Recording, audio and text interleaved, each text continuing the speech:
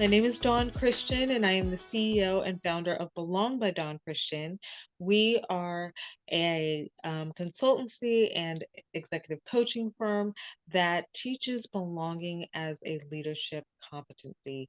We really upskill on what it is, not only as a sentiment, but as a skill to enact and to claim and create spaces for belonging in workspaces and in organizations. My name is Dr. Tina Opie. I am a tenured professor at Babson College, where I teach in the management division. I specialize in organizational behavior, which for some, it's really the combination of business and psychology. So why do people do the crazy things they do at work is what how I like to think about it. I teach entrepreneurship, negotiations, the foundations of management and entrepreneurship. I am an author. I've written a book called Shared Sisterhood, which is about helping people come together to dismantle inequities in the workplace. I'd like to start out by really just diving into the concept of belonging in the workplace. So, what does that really feel like or look like to you? The key part of belonging is to prioritize humanity and to realize that those that come to work are human, which means that they don't stop being that when they show up. So we have to be prepared and open and just curious and willing to build our cultural competencies enough to understand that folks are coming with their experiences, even from that morning. They're coming with their lived experiences over their lives in addition to their skill sets. And so when we think about belonging in the workplace, we make space for that, right? Doesn't mean that everyone has to parse it apart and take apart what their day was. But if in fact something happens in the world that does affect how they're showing up, then we understand that, right? We have enough curiosity, psychological safety, which is a big part of belonging. Can I show up and be myself and not worry about what somebody might be thinking or if they may discount my skills because I look a certain way? You're looking at a Black female who has natural hair. The Crown Act exists, right? It's a law that protects us to be able to wear our hair the way that it came out of our head or any other way that we so choose. But for the most part, for just how we showed up in this world. And those acts, those laws are really protecting what it feels like to have a policy or procedure in place to allow for belonging to exist. I used to pull this hair back, straighten it, or figure out a way to hold it back so that it wouldn't be a distraction. That's taking a part of my humanity, a part of my identity, and setting it to the side just so that I could be seen in a workplace. And belonging, a lot of it is about not only being seen, but heard and respected. Do my competencies, does what I come to the table to bring to the organization, can that show up before your judgment? Right. And when we practice the competency of belonging, that judgment doesn't mean that it goes away, but that judgment is something that you can understand exists because bias is part of a human existence. But at the same time, it allows for you to understand that maybe I haven't lived that person's experience. Maybe it's not my own, but I can make space for that. And ideally that's what belonging is. So for me, belonging is very much about who I am as an individual, being fully accepted and celebrated in the workplace. So I hope it's okay, Tori, if I give a couple of definitions. So oftentimes we talk about diversity.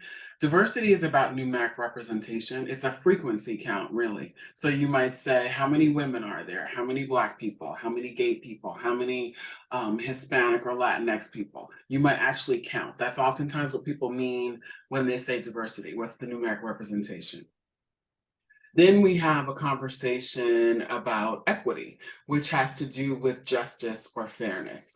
So are people sort of being paid equitably? Meaning if people are putting in roughly the same number of hours and the same level of quality work, are they being, for the same kind of role, are they being paid? Are they getting the same kind of outputs? That's equity.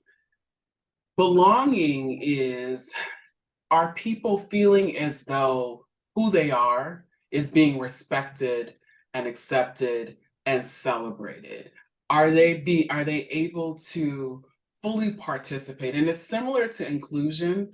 Are they able to participate in the decision-making process? Are they being included in the decision-making process? But belonging is almost at a cellular level where you feel like, huh, belong here. I feel as though I really mesh with the culture, with the people who are here. They get me and I get them. That's how I would encapsulate belonging. Thank you. I think that is such a clear picture of what a lot of corporate environments are striving to create, and a space that maybe necessarily has never really existed in its entirety for many, many decades, but people are trying to reform, reimagine, and reshape their different working environments to look like that. What does the concept of safety mean in the workplace? A lot of DEI experts talk about psychological safety. If you could elaborate or just lend some greater insight into what folks can look out for. So, psychological safety is not something that you can just say, oh, we're having a safe conversation and it's declared. You can't declare safety for anyone. It is cultivated and it is earned and it is a way of engaging with someone over time that demonstrates that there is no punity for their thoughts, right? And how they're maybe thinking about something or even how they show up physically, language wise, how they sound, whatever that may be. And what it really means to prioritize psychological safety is to even ask, right? If we're on a Zoom call, right? So when we get on a Zoom call, are you ready to start? Are you okay that I'm recording, right? We're going to be talking, setting some precedents for the conversation and saying we're going to be talking about these things. Then also putting some people call them norms, some people call them guidelines, whatever guideposts, whatever you want to call them, but just allowing for that space to say, hey, we're going to have this conversation. I understand that it may be uncomfortable.